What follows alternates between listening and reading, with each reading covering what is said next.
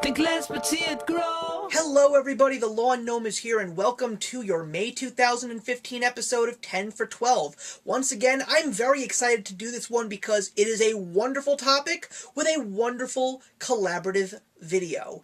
I am going to be doing this video with a fantastic YouTuber. Her name is Vlogtavia. She is very, very quirky and fun. She's a very big music appreciator, and she also likes to make very comedic and quirky videos about how to keep yourself kept while you are going to be a very renowned vocalist. I highly suggest that you check out her channel, especially if you want a nice, lighthearted group of videos. But today is going to be very interesting because we are going to combine two great things, music and film. And we're going to be talking about each of our 10 favorite film composers. Now, there's some very good names out there. A lot of you probably have a favorite, but believe it or not, the ones that I have chosen I thought about real hard based on all of my appreciation of film, and some of the ones that you would probably expect to see will not end up on this list. So when I finish with this one, there of course will be a link provided to Vlogtavia's video and channel below, and let's get started. Number 10 for me is Daft Punk. Now, they may only have one film soundtrack to their name, and that is the Tron Legacy soundtrack, but they are on this list because just that one soundtrack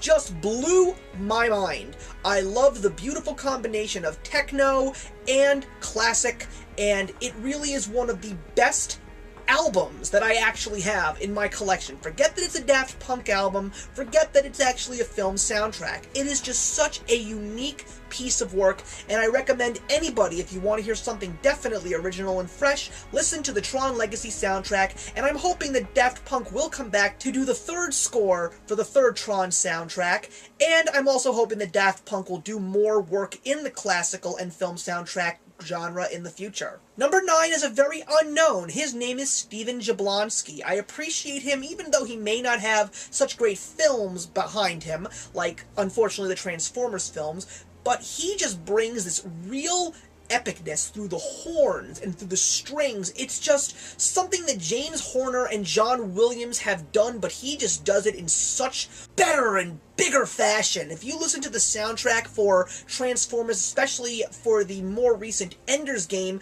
you will definitely be impressed by his work, and I'm really hoping that he will be asked to do more scores for films in the future. Number 8 is Thomas Newman. Thomas Newman, you may not know who he is, but you've definitely heard his work, and probably his most famous is the ones that he has done for the Pixar films Finding Nemo and WALL-E. I think that WALL-E is one of the greatest scores, especially considering the fact that that film is very much based upon the impactfulness of the music. Thomas Newman just brings this certain magic to his work. My personal favorite is the soundtrack that he did for The Road to Perdition. I highly recommend you listen to some of his scores. Find him on IMDb and get to work. Number 7, Michael Giacchino. Again, I know him thanks to the fact that he has done Pixar films. Most of them were the Brad Bird films. He did The Incredibles and he did Ratatouille, and also one of my favorites, which is Speed Racer. What I appreciate about him is the fact that he brings a little bit of a jazz element to his score,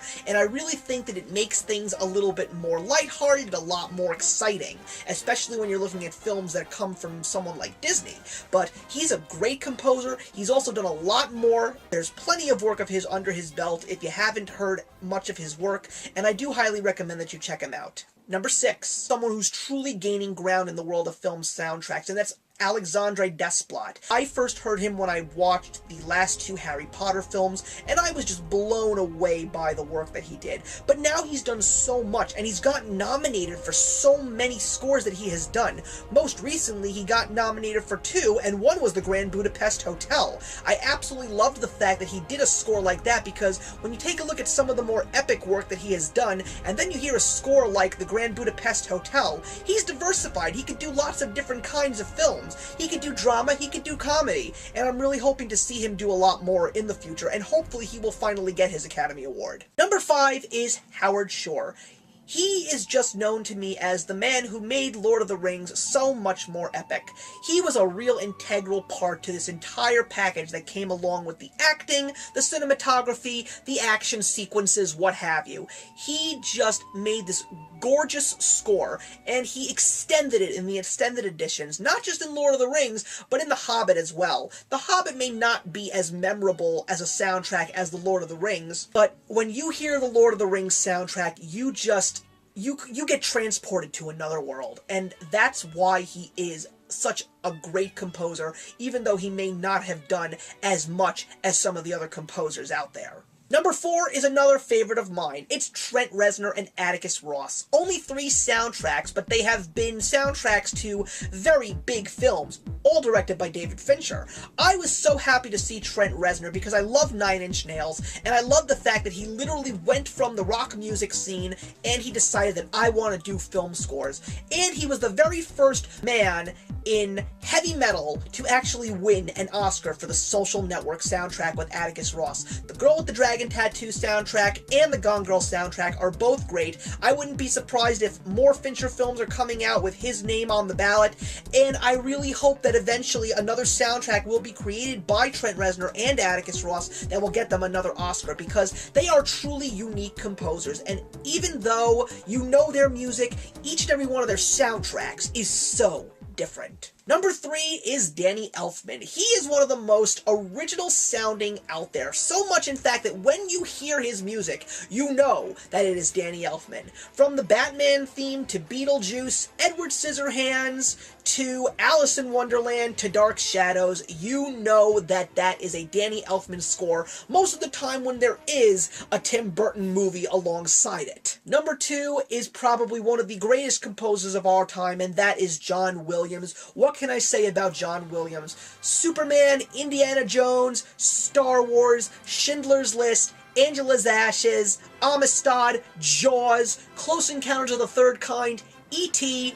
Did I say enough? But do you see where I'm going with this? He's done so much, and he is praised for everything that he does. John Williams, truthfully, is one of the best, if not the greatest film composer of all time. But he is not number 1 because he just lacks that little bit of something that is just making my mind blown. And my number 1 composer is Hans Zimmer. He has been known for most of the action movies out there, but in the past couple of years, he has been doing such different soundtracks. I think that 2 soundtracks that he did this year were just so out there and just so not Hans Zimmer, and that was Chappie and The Woman in Gold. I never would have imagined that those compositions were done by Hans Zimmer. He's even done the score for the Simpsons movie. But I mean, he's known for the big action movies and also the Dark Knight trilogy, but I am very impressed with where Hans Zimmer has gone in terms of his music. And I'm seeing his name on a lot of films these days, and I'm very happy about that because it shows that directors out there find something in this guy. Meaning, like, he's the it guy. If I want to get an epic sound or something very original, I'm going with Hans Zimmer. And I'm so impressed to see how far he has come from being just an action film composer to doing so many different kinds of compositions. So that's it, guys. My 10 favorite motion picture composers. I'm hoping that you appreciate that. If you feel that I left somebody out that truly does deserve a spot in this top 10, please put your comments in the box below. I'm sure that Vlogtavia will have a very different list from me because I always love doing these blind boxes. So thank you very much for watching, guys. I'm looking forward to seeing you in the next one, and actions speak louder than words.